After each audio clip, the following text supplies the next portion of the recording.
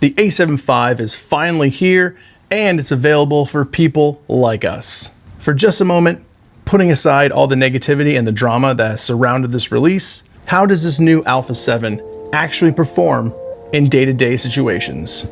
Maybe a better question, were we, myself included, just a bit too harsh on it? Let's talk about it.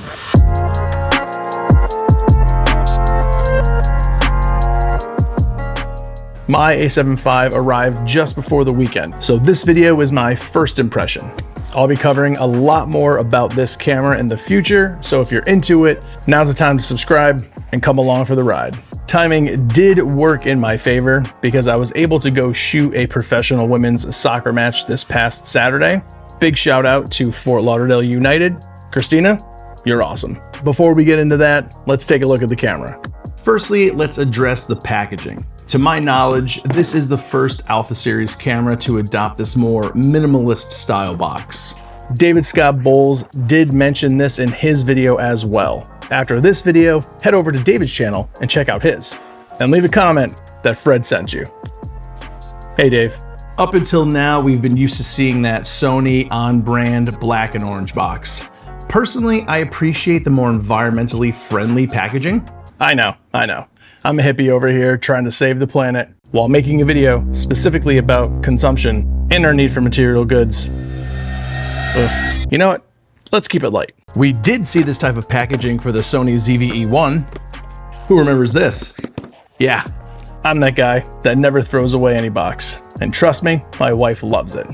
Okay, who cares about packaging? I know, I get it. At first glance and feel, the A7V is identical to the A7R5, which I'm a big fan of.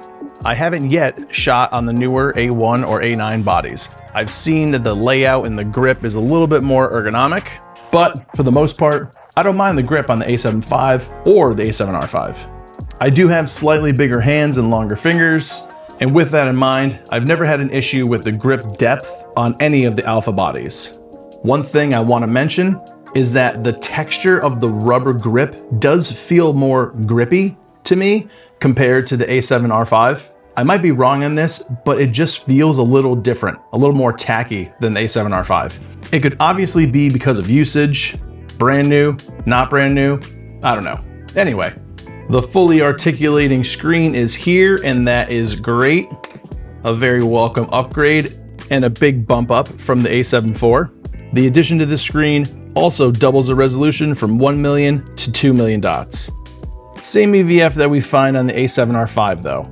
No update there, but it's fine. I like the AVF. And that's pretty much a wrap for the body. It's not like a major refresh, it's more of a Sony catch-up, if you know what I mean. Now let's talk about what's missing in the camera. The ability to shoot raw internal or external for that matter. We're still cropped in 120p, and of course, the lack of open gate. I purchased this camera on my own. At this point, I make zero money with these videos. But if you want to support me, affiliate links below. I'm not going to be an apologist for Sony or any other brand. And the reason I say that is because it would have been awesome to have open gate and raw recording options in the A7V. Of course it would have. And if this annoys you about Sony, I hear you loud and clear. So then you're probably wondering, where the hell is this guy going with this? And why did I even buy this camera? To answer the first question, I'm just having fun, making videos about stuff I like to talk about. Honestly, life isn't real. Do what you love, as long as it's not dangerous. You're not hurting yourself and others. Don't do that. That's not okay. To answer your second question, I got the A7V specifically for photography. I love going out and shooting wildlife, having fun adventures out there in the wildlife. I've also been getting into more street photography lately, and I've been given an opportunity to shoot some sports, which is something that I've always wanted to do, and I'm really excited about it. Hence, A7V. And let's be real, the amount of features you get in the A7V at the price point it's at, it's pretty incredible. A12 features for less than half the price.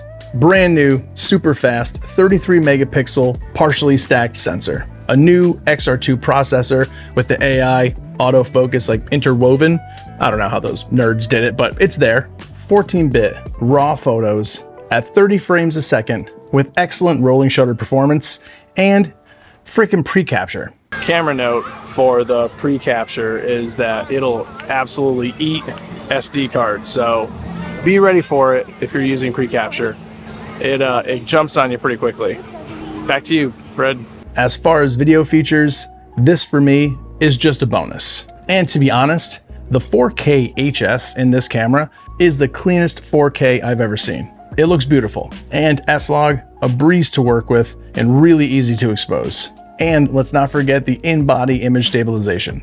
Just wait until you see how much better the IBIS is on the A7V compared to older bodies. It's pretty incredible. I just recently had the R6 Mark III for about a week, and I made a video specifically about the IBIS in that camera. Yeah, so head over there, check that video out. And if you want, I can do a comparison between the R6 Mark III and the A7V. So let me know in the comments below. Now, I know what we're probably thinking. Would it have been awesome to have 7K, open gate, 60 frames a second, and raw recording options in the A7V? Absolutely. 100%, it would have been sick. Is this camera a complete potato piece of trash for not having those features? Absolutely not. All right, like I said, I have a lot more planned for the A7V. I just want to get this video out before the holiday break because this is my final video before Christmas. And with that, a Merry Christmas, Happy Holidays, whatever you're into. Just take care of each other, and I'll see you in the next one. Oh, and by the way, the R6, just watch this video. This one right here. It's good. It's a good video. Not enough people have watched it. So do me a solid. Just over here. Yeah. There you go. Thank you. I appreciate that. Bye.